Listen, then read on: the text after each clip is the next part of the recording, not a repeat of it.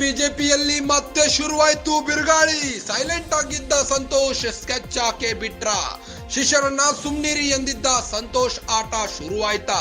ಅಂದು 6 ತಿಂಗಳು ಸುಮ್ಮನಿರಿ ಎಂದಿದ್ರಂತೆ ಸಂತೋಷ್. ಲೋಕಸಭಾ ಚುನಾವಣೆ ಮುಗಿಯುತ್ತಿದ್ದಂತೆ ಖೇಲ್. ಬಿಎಸ್ವೈ ಟೀಮ್ ಸೈಡಿಗಟ್ಟಲು ನಡೆಯುತ್ತಿದೆ ತಂತ್ರದ ಭಾಗವಾಗಿ ರಾಜ್ಯ ರಾಜಕಾರಣದತ್ತ ಶಿಷ್ಯ ಪಡೆ.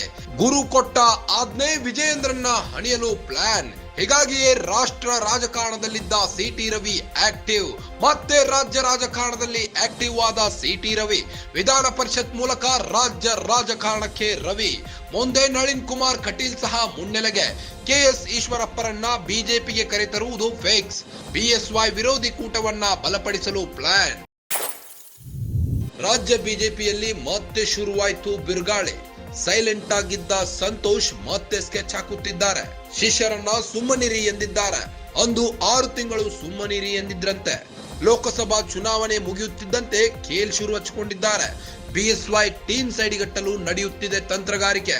ತಂತ್ರದ ಭಾಗವಾಗಿ ರಾಜ್ಯ ರಾಜಕಾರಣದತ್ತ ಶಿಷ್ಯ ಪಡೆ. ಗುರು ಕೊಟ್ಟ ಆಜ್ಞೆ ವಿಜಯೇಂದ್ರನ್ನ ಹಣಿಯಲು ಪ್ಲಾನ್ ಮಾಡಿಕೊಂಡಿದ್ದಾರೆ. ಸಿಟಿ ರವಿ ಮತ್ತೆ ರಾಜ್ಯ ರಾಜಕಾರಣದಲ್ಲಿ ಆಕ್ಟಿವ್ ಆಗಿದ್ದಾರೆ. ಸಿಟಿ ರವಿ ವಿಧಾನ ಪರಿಷತ್ ಮೂಲಕ ಮತ್ತೆ ರಾಜ್ಯ ರಾಜಕಾರಣಕ್ಕೆ ಎಂಟ್ರಿ ಆಗಿದ್ದಾರೆ. ಮುಂದೆ ನಳಿನ್ ಕುಮಾರ್ ಕಟೀಲ್ ಸಹ ಮುನ್ನೆಲೆಗೆ ಬರಲಿದ್ದಾರೆ. ಕೆಎಸ್ ಈಶ್ವರಪ್ಪರನ್ನ ಬಿಜೆಪಿಗೆ ಮತ್ತೆ ಕರೆತರುವುದಾಗಿ ಫಿಕ್ಸ್ ಆಗಿದೆ.